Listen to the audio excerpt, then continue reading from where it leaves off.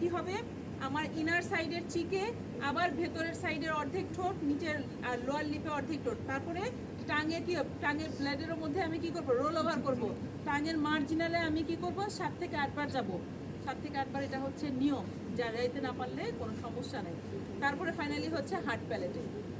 এই হচ্ছে total sensory চেকলিস্টের একটা প্রসিডিউর, যেটার মাধ্যমে আমি কি করব, টোটাল ওরাল মোটরের জিনিসটাকে অ্যাসেস করতে পারবো, বাচ্চার কোন জায়গাতে, কোন স্ট্রাকচারে ওর সেন্সিটিভিটি বেশি। এমন হতে পারে ওর টাঙে, এমন হতে পারে ওর হচ্ছে যে ফ্রেনোমে, ওর যদি টাংটাই থাকে তাহলে টাংটাইতেও প্রবলেম হতে পারে। আবার যাদের নাকি যাতে ক্যারিজ থাকে, যাতে কোনো ধরনের ডেন্টাল রিলেটেড প্রবলেম থাকে, তারা তো কি করবে, তারা কিন্তু এই ভাইব্রেটর দেওয়ার সাথে সাথে রিয়্যাক্ট করবে। কালকে আমার এরকম একটা বাচ্চা আছে, আমি তোমাদের জন্য নিয়ে আসবো।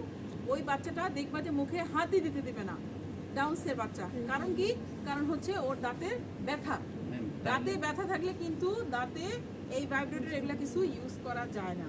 তাইলে আমি সেন্সরিটা কেমন বাইরে এমনি তো ডেন্টালের প্রবলেম, আগে ডেন্টালের কাজ শেষ করতে হবে, আর তখন যতদিন না শেষ করবা ততদিন তুমি হ্যান্ড ইউজ করবা, শুধু হাত। এখন এই যে প্রসেসটা ওকে আমি দেখাচ্ছি, সুমাইয়াকে যেটা আমরা দেখাচ্ছি এখন, আমরা এখানে যেটা করব, যতজন আমরা আছি সবাই দুজন করে পেয়ার হবো। এবার তোমরা মেয়েরা হও, ছেলেরা হও, আমার কোনো দরকার। ছেলেরা কতজন আছে? না জোড়া সংখ্যা কিনা সেটা বলো। 12 জন ছেলে, তাহলে দুজন করে পেয়ার হবা, তাহলে আর ছেলে মেয়ে লাগবে না, ঠিক আছে? আর যারা বাকি মেয়ে যারা আছো, তারা সবাই দুজন করে পেয়ার হবা। পেয়ার হবে কি, এই যে আমরা